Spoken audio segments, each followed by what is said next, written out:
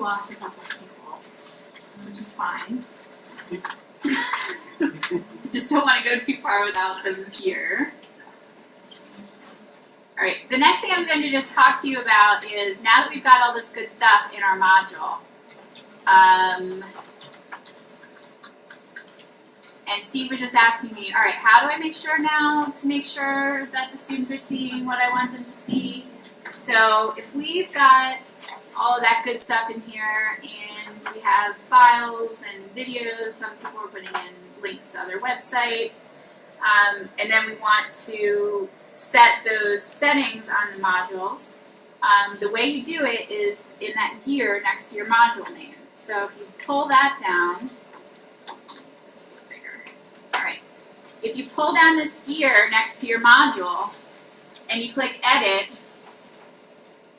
you see you can do a couple of things in here, and I mentioned this on Friday too, but now it's probably making a little bit more sense.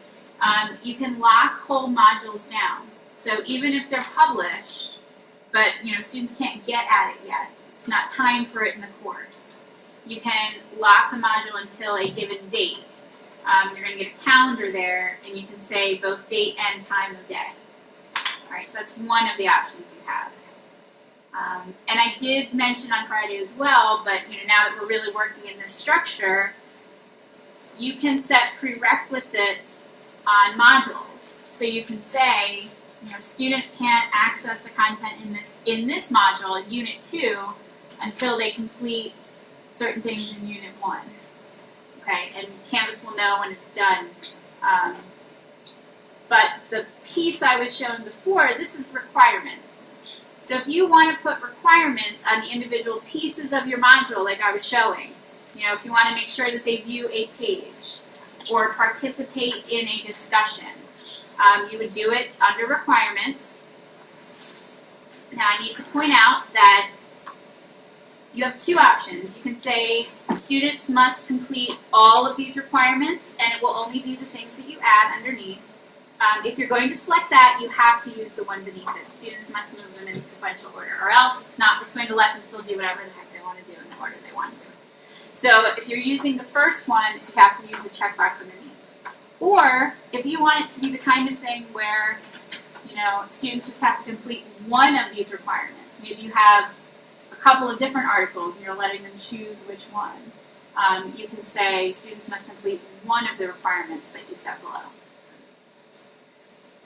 But if we look at the first one, which I think is used most frequently, you're going to be able to say all of the things you have already loaded into your module. You can add any of those as requirements for the module. Now, it's going to break them up by what kind of thing it is, and you're probably like, oh gosh, I don't remember the date that I have set on it, and that's fine. Canvas knows. It's going to put it in the right order for you. So if I wanted to say that the students had to submit this assignment, okay, that's a discussion, and I want them to view this file, right, these are the requirements I would put on this module. You can see I can add any or all of the things that are in my module, I can add requirements for. So maybe not everything you're not super concerned with having them see. It's just like extraneous information. Could you set it up in one step? Does it have to do everything in the module before they can? You have to actually go in here and add each one of them. You have to set it all up, because each one of these things you have other options. So like if it's an assignment, you have multiple options. So not only could they view it, you could have submit, or you could have that score at least, and say, I want students to score at least this before they can move on. Or else. Or else. They can't do anything else. They get stuck. Yeah. So that one you have to be careful with. Because what happens is you have the best intentions, like I did when I taught my first course out of Canvas, and I made all my quizzes score at least 8 out of 10. And then I had a lot of students, tearfully, it sounded like, writing to me, saying, I can't move on, can you please let me do it? But beyond that, beyond the quiz, if you keep saying you have to do all those things, they unless they do them all, they can't move out of there? Right, so in the order they're presented in the course, in the flow that you present. So if you want them to view a page, they'd have to view it before they could see the next piece of your course. So maybe the next thing is a discussion, and then they'd have to submit it before they can see what's next. So it's you giving them a set path for how you want them to move through the course. You don't have to use it at all, it's just something you can do. Denise? Did you say if you pick the first one, students must complete all of these requirements, do you still have to select each of them? Yes. Or all is understood to be No. everything? No, because it's all that you're going to identify next. Oh, you have to identify. You do have to identify, yes.